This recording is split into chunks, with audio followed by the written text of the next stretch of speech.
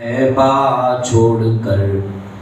سوئے جنت کون جائے در تمہارا چھوڑ کر،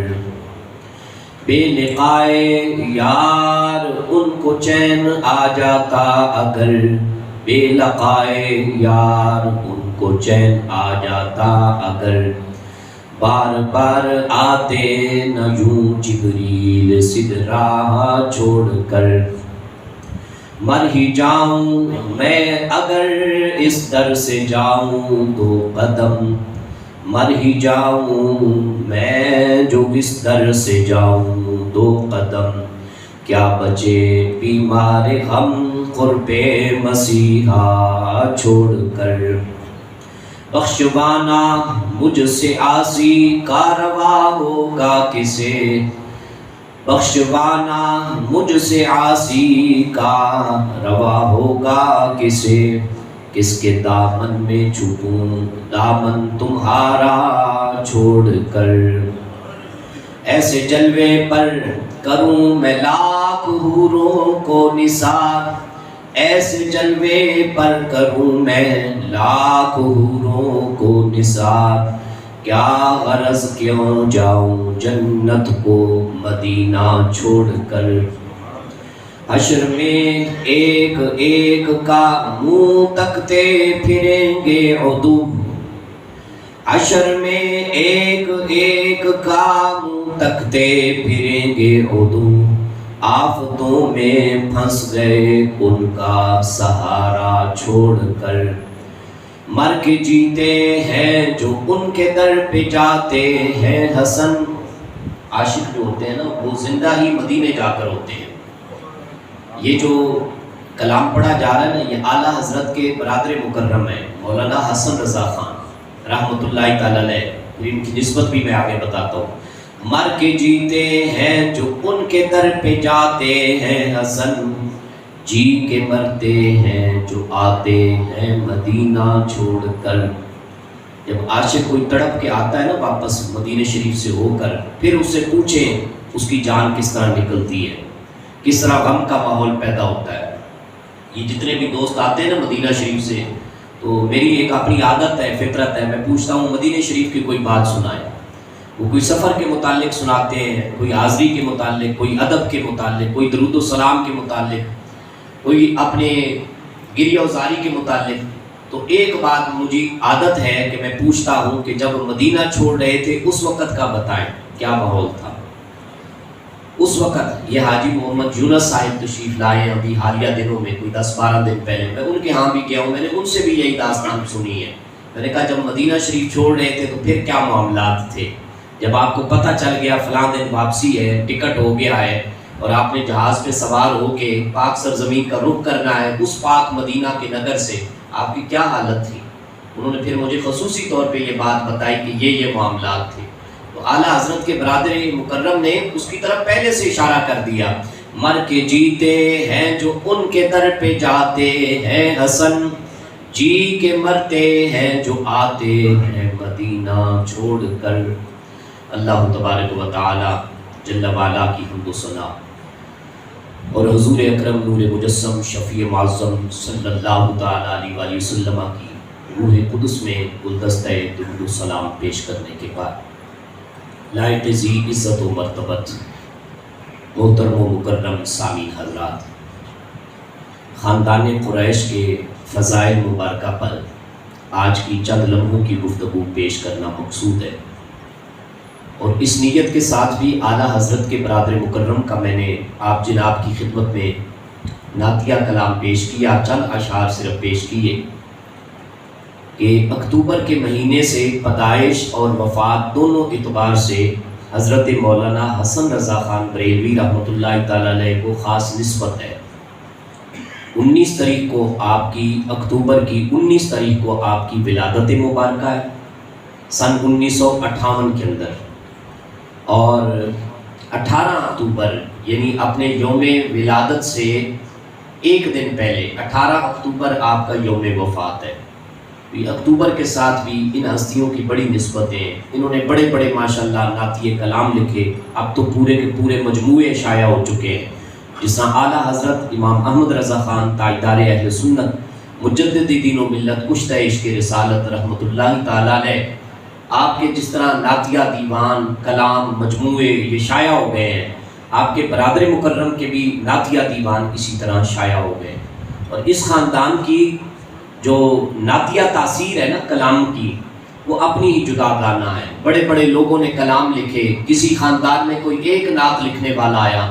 مگر اعلیٰ حضرت پہ قربان جائیں کہ حضرت مصطفیٰ رضا خان کا نام لیں، حضرت حسن رضا خان کا نام لیں یا امام احمد رضا خان کا نام لیں، سارے ہی بلند و بالا نعت خان ہیں، اور نعت بھی بڑے ادب کے سانچے میں ڈھل کر انہوں نے لکھی ہے۔ اللہ تعالیٰ حضرت مولانا حسن رضا خان کی مرقد پر نور پہ اپنی کروڑہ رحمتوں کی بارش نازل فرمائے۔ خاندان قریش کو اللہ تعالیٰ نے جو عزتیں بخشی ہیں یہ کسی اور خاندان کے حصے میں نہیں آئی۔ اللہ تعالیٰ نے محبوب پاک صلی اللہ علیہ وسلم کو پاک لطفوں سے پاک رحموں کی جانب منتقل فرمایا۔ آپ کی جو لڑی ہے سلسلہ نسب ہے، والدہ محترمہ والد محترم وہ بھی پاک ہستیاں ہیں، وہ نہ صرف پاک ہستیاں ہیں بلکہ صاحبان ایمان ہستیاں ہیں۔ وَتَقَلُّبَكَ فِي السَّاجِدِينَ إِنَّهُ هُوَ السَّمِيعُ الْعَلِيمُ، یہ قرآن مجید کی آیات ہیں، برہان قطعیہ ہیں یہ حضور کے والدین کے مومن ہونے پر۔ اب تو معاذ اللہ جہاں حضور کی برابری کی جاتی ہے، حضور کی فضیلت پر کئی آراء پیش کی جاتی ہیں اور حضور کو اپنے جیسا مانا جاتا ہے، وہاں پہ کلام کرتے کرتے اتنی بے ادبی اور اتنی گستاخی کا لیول کہ حضور کے والدین پر بھی لوگ کلام کرتے ہیں کہ پتہ نہیں وہ مومن تھے یا نہیں۔ الحمدللہ وہ مومن ہی تھے، اور وہ صرف مومن نہیں تھے ہماری طرح کے، وہ پاکیزہ ہستیاں تھیں۔ اللہ تعالیٰ نے پاکیزہ رحموں سے، پاکیزہ لطفوں سے، پاکیزہ ہستیوں کی جانب میرے پاک محبوب علیہ السلام کے نور محمدی کو منتقل فرمایا۔ حضرت ابراہیم علیہ السلام و تسلیم، حضرت نوح علیہ السلام،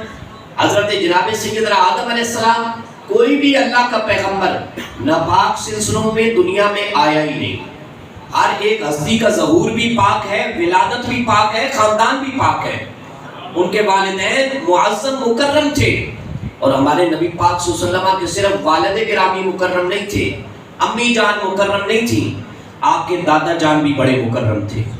بڑے معزز تھے۔ جناب عبد المطلب بڑے معزز تھے، آپ کے پردادا وہ ان سے بھی زیادہ معزز اور مکرم تھے۔ آپ کے جو پردادا جان ہیں جن کا نام ہاشم ہے، جن سے پھر قریش کا خاندان بنو ہاشم چلتا ہے، ان کا اصلی نام عمر تھا، اور ان کے اندر اللہ تعالیٰ نے 3 بڑے وصف رکھے ہوئے تھے۔ ایک تو یہ کہ حد سے زیادہ یہ سخی تھے، حد سے زیادہ یہ مہمان نواز تھے،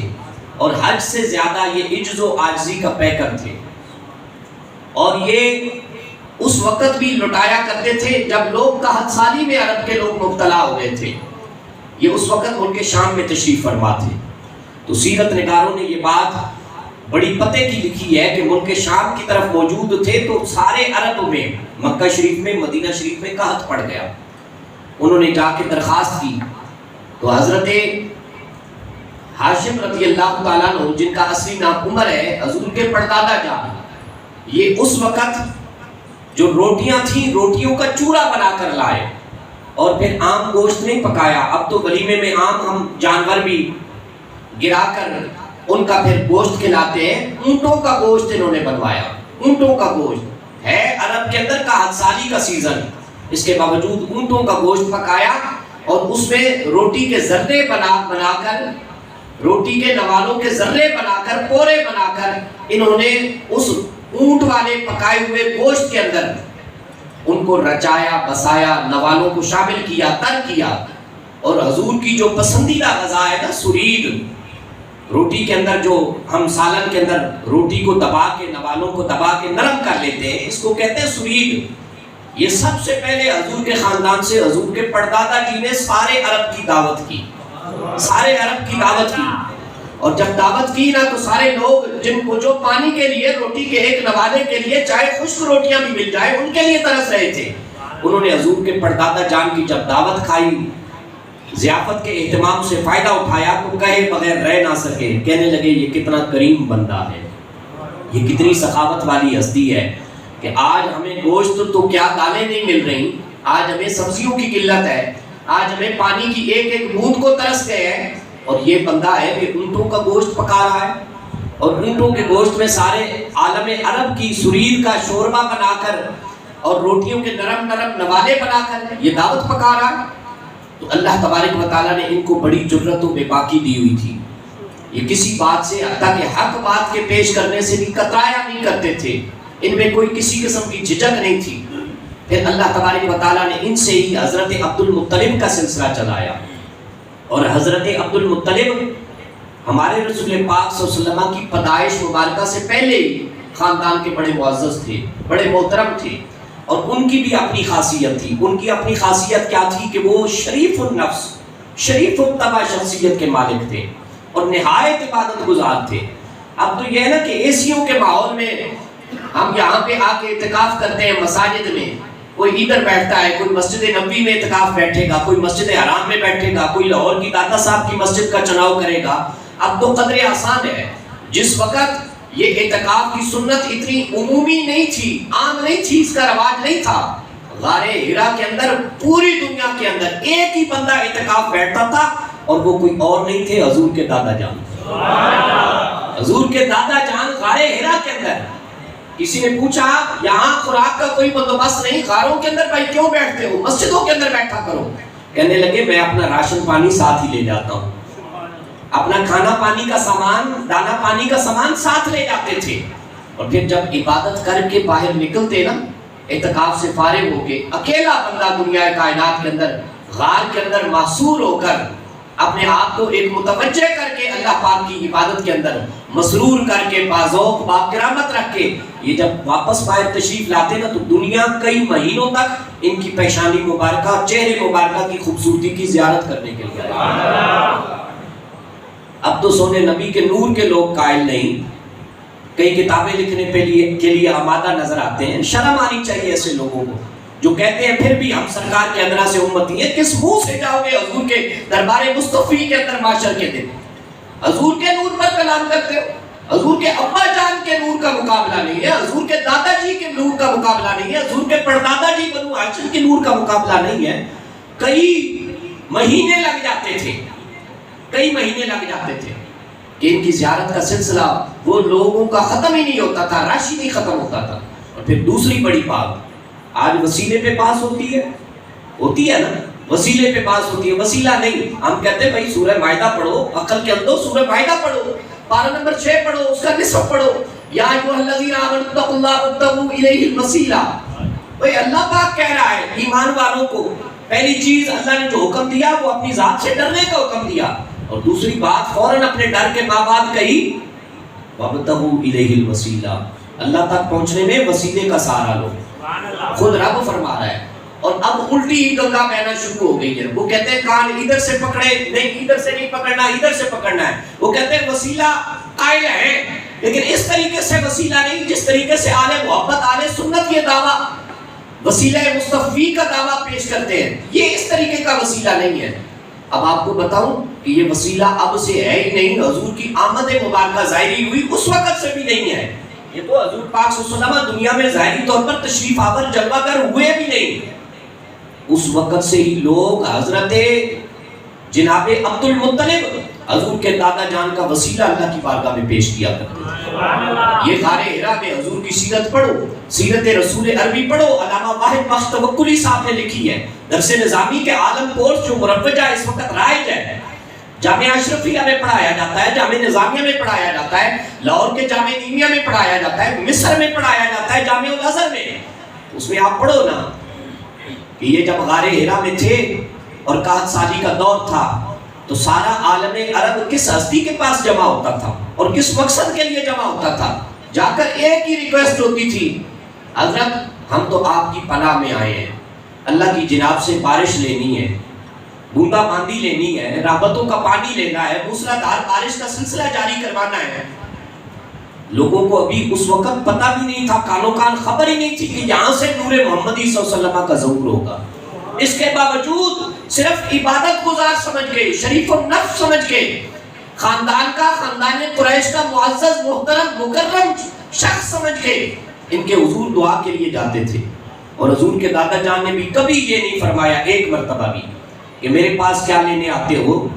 میں تو اللہ کا موحد بندہ ہوں، اللہ کی وحدانیت پر یقین رکھتا ہوں، میں بھی دعا کرتا ہوں، تم بھی دعا کرو۔ وہ سب کے ترجمان بن کے، وسیلہ بن کے اللہ کی جناب میں عرض کیا کرتے تھے۔ اور سیرت نگاروں نے سب نے یہ لکھا، سیرت نگاروں نے۔ حضرت علامہ شاہ عبد الحق محدث دہلوی جو بہت بڑے محدث ہیں اعلیٰ حضرت کے دور مبارکہ کے، زمانہ شریف کے،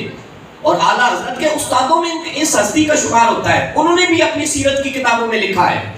کہ حضرت عبد المطلب حضور کے دادا جان جیسے ہی وہ بارش کے متوالوں کے منگتوں کے حق میں اللہ کی جناب میں ان کا وسیلہ، ان کے سفارشی بن کے دعا کرتے تھے، اللہ اس وقت بھی حضرت عبد المطلب کی دعائیں بارش کے لیے قبول فرما لیتا تھا۔ موسلادھار بارش ہوتی اور یہ نہایت سخی تھے۔ حضرت عبد المطلب اکثر طور پہ جب دسترخوان بچھایا کرتے نا تو پرندوں کو بھی اپنے دسترخوان سے کھانا پیش کیا کرتے تھے۔ ان کا پھر ایک لقب ہے مطعم الطیر،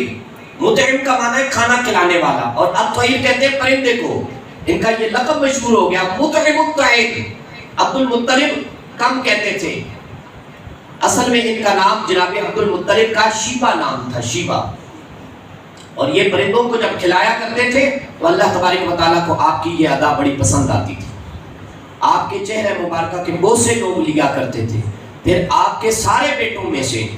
قبیلہ بنو ہاشم میں سے، بنو قریش میں سے سب سے زیادہ جو لاڈلا بیٹا تھا جناب عبد المطلب کی نظر میں، حضور کے دادا جان کی نظر میں، وہ حضور کے والد گرامی جناب سیدنا عبداللہ رضی اللہ تعالیٰ عنہ، اور اپنی محبت سے، اپنی چاہت سے آپ نے حضرت سیدہ آمنہ طیبہ طاہرہ حضور کی امی جان رضی اللہ تعالیٰ عنہ، ان کے ساتھ اپنے فرزند ارجمند حضرت عبداللہ رضی اللہ تعالیٰ عنہ کا نکاح کیا، اور اس وقت بھی سارے عالم عرب کو دعوت دی، سارا عالم عرب آیا حضور کے امی جان اور ابو جان کی شادی مبارکہ پر، اور اس وقت اللہ تبارک و تعالیٰ نے نور محمدی صلی اللہ علیہ وسلم کا ظہور مبارکہ کی نشانیاں، وہ جو حضور کے امی جان اور ابو جان کی شادی مبارکہ میں لوگ آئے تھے دعوت پر، مدعو کیے گئے تھے، ان کو اللہ تعالیٰ نے نور محمدیوں کے ظہور کا اس وقت بھی اشارہ اور علامات عطا فرمائی تھی۔ اس وقت لوگ کہنے لگے یہ لوگ عام نہیں ہیں، یہ کوئی خاص ہیں، اور حضور نبی پاک صلی اللہ علیہ وسلم نے پھر بعد از تشریف آوری کے جو شانیں بیان کی اپنے خاندان کے، فرمایا اللہ تعالیٰ نے سارے عالم عرب میں سے میرے خاندان کو چنا،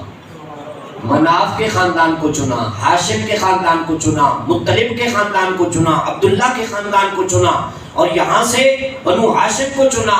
بنو ہاشم کے ساتھ ساتھ بنو قریش کو چنا، اور آپ فرماتے ہیں اللہ تعالیٰ نے میری وجہ سے میرے خاندان کو وہ عزتیں بخشی ہیں جو پہلے کسی خاندان کو نہیں بخشی۔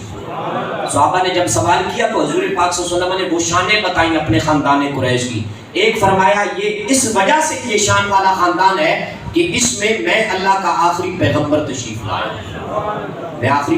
تشریف لائے، اور دوسرا یہ کہ آپ نے فرمایا یہ جب ابرہہ کا واقعہ ہوا نا مکہ شریف پر حملہ اول ہونے کا، وہ بڑا زور آور پہلوان نما بادشاہ گزرا ہے ابرہہ، تو اس نے کہا میں لشکر کشی کروں گا، کس پر؟ خانہ کعبہ شریف پر چڑھائی کروں گا، تو حضرت عبد المطلب رضی اللہ تعالیٰ عنہ نے اس کی روک ٹوک کی،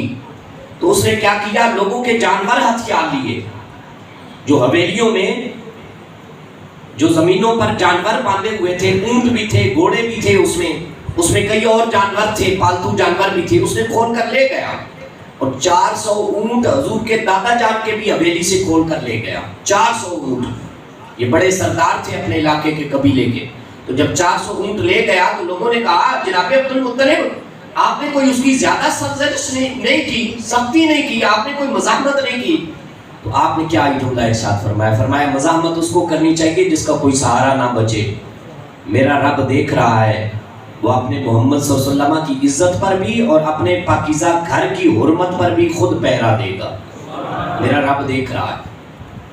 اور پھر آپ سے لوگوں نے اس وقت بھی دعا کروائی کہ اللہ کے گھر کو، مکہ شریف کو تحفظ ملے، امن و امان ملے۔ جناب عبد المطلب حضور کے دادا جان نے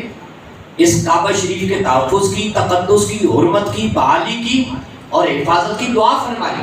اور اللہ تعالیٰ نے پھر اس دعا کو دیکھیں قبولیت کی کتنی سند بخشی، اللہ اکبر کبیرہ، کتنی سند بخشی کہ وہ جو ابابیل کے چونچوں میں جو پتھر تھے نا، 3 کنکریاں تھیں، کتنی؟ 3 کنکریاں۔ آج جن کا ایمان تھوڑی سی مشکلات میں کمزور ہو جاتا ہے نا، وہ یہ چیزیں یاد رکھا کریں۔ حضور کی سیرت ایسے نہیں بن گئی، یہ غلاموں کا حوصلہ بڑھانے کے لیے بنی ہے،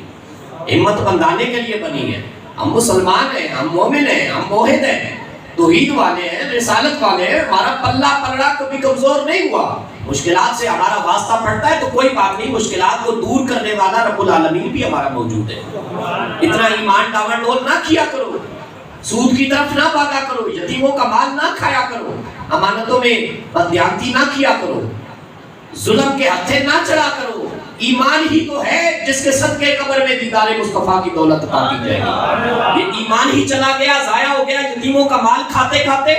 اور بددیانتی کرتے کرتے اور سود کا مال ہڑپ کرتے کرتے پیٹ میں آگ داخل کرنی ہے۔ یہ آگ ہے، یہ رزق نہیں ہے۔ آج کار کوٹھیاں بنگلے لے لو گے، حضور کے دربار مصطفی کے اندر کل کلام کو کیا جواب دو گے؟ محشر کے دن جواب دہی بڑی مشکل ہے،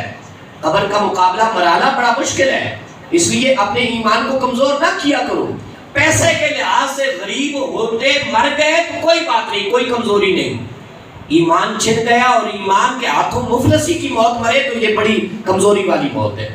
یہ بڑی ذلت والی موت ہے۔ اللہ ایسی موت سے بچائے، اللہ ایسی موت سے بچائے۔ باقی بھوکا آج دن تک کوئی بندہ نہیں مرا زمین پر، روئے زمین پر۔ اللہ کے ہاں بھوکے کی بڑی شان ہے، مفلس کی بڑی شان ہے، کمزور کی جس کی کار کوٹھیاں بنگلے نہیں ہیں اس کی بڑی شان ہے۔ یہ جو کمزور لوگ ہیں نا، یہ جنت میں انشاءاللہ العزیز، جزاک اللہ، یہ جنت میں انشاءاللہ العزیز امیروں سے 500 سال پہلے انشاءاللہ جنت میں جائیں گے۔ حضور نے ان کے حق میں دعائیں کی ہیں، اللہم احیینی مسکینا وامتنی مسکینا واحشرنی فی زمرۃ المساکین۔ اے اللہ مجھے زندہ رکھ تو مسکینوں میں زندہ رکھ، اے اللہ میرا حشر فرما،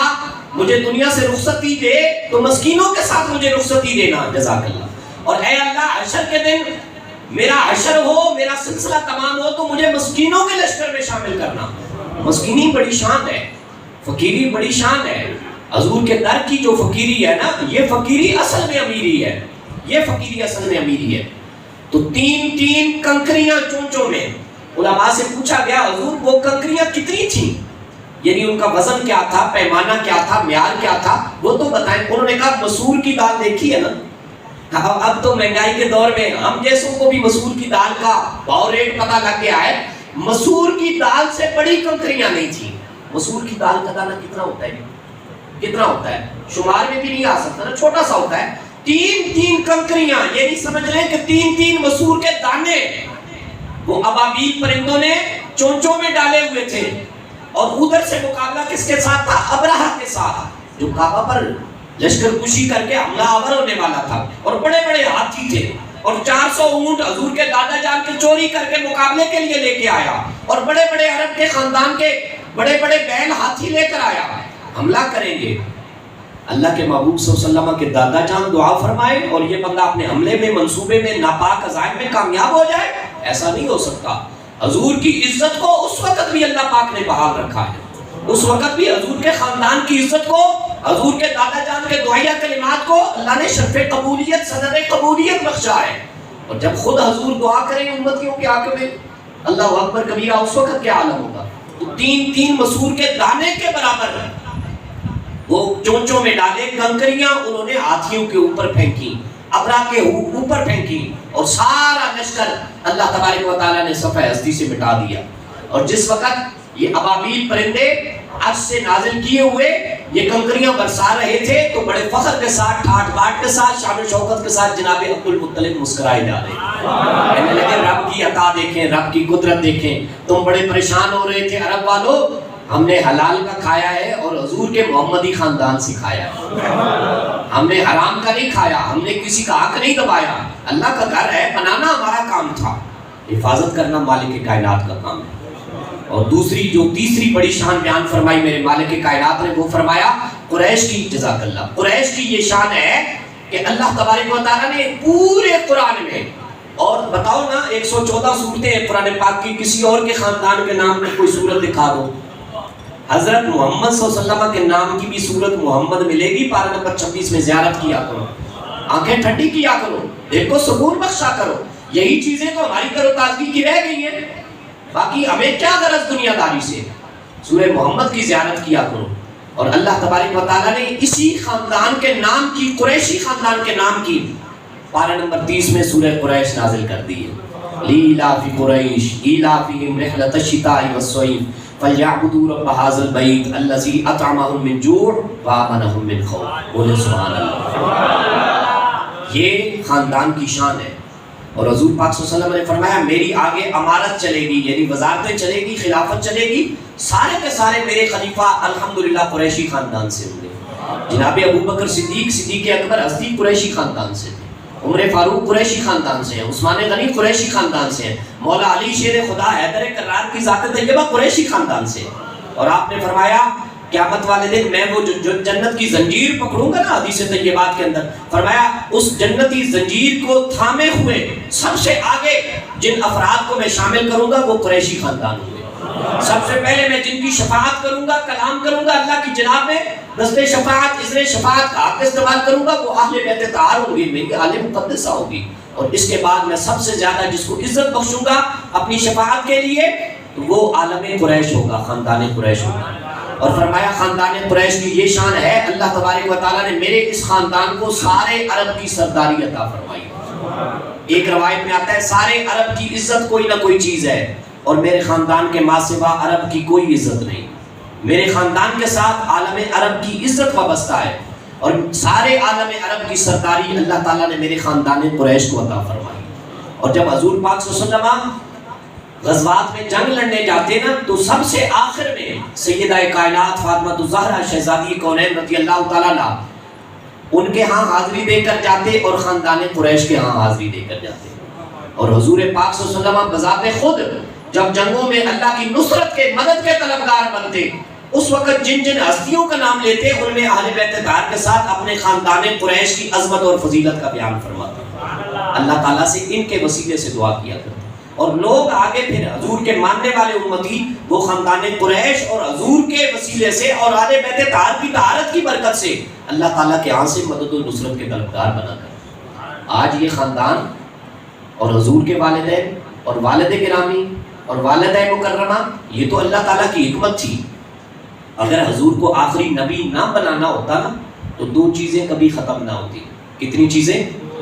حضور کے والدین دنیا سے کبھی نہ جاتے اور حضور کی اولاد پاک بچپن میں دنیا سے آخرت کی طرف پردہ نہ کرتے. اس کے پیچھے حکمت ہے.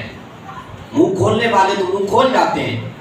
اور وہ کہتے ہیں معاذ اللہ، تو اللہ تعالیٰ نے انہی کا تو منہ بند کیا نا انا اعطیناک الکوثر نازل کر کے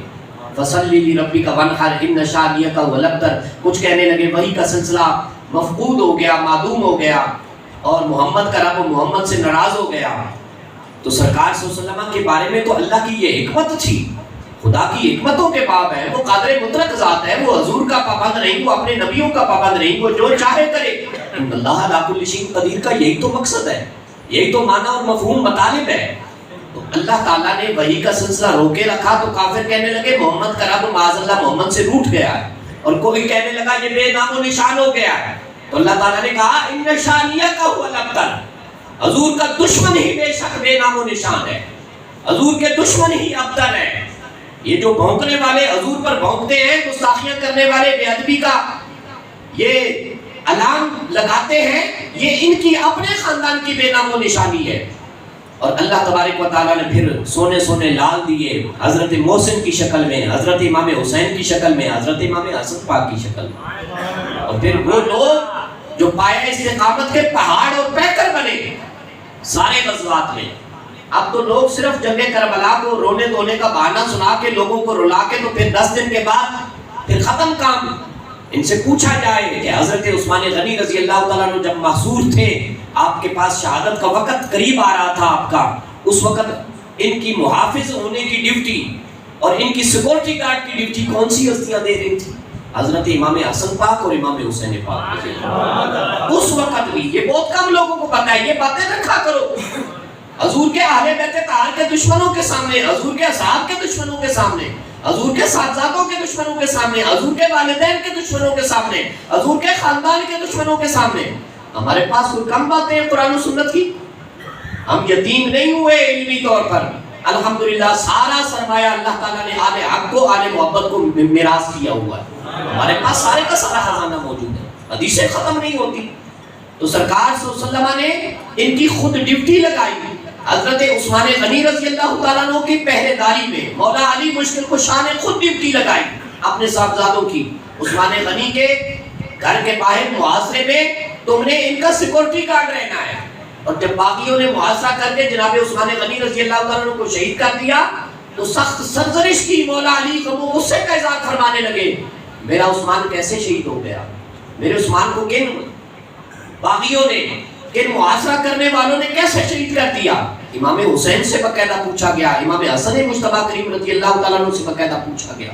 تو حضور کا سارا خاندان ایشان والا ہے، حضور کا خاندان قریش ہو، بنو ہاشم کا خاندان ہو، یہ سارے عالم عرب کی سرداری کرنے والا خاندان ہے۔ ادب کے اندر ایمان پنہاں ہے، ادب کے اندر سارا راز ہے، ادب کرنے والے قیامت والے دن بھی انشاءاللہ بازی لے جائیں گے، اور بے ادبی کرنے والے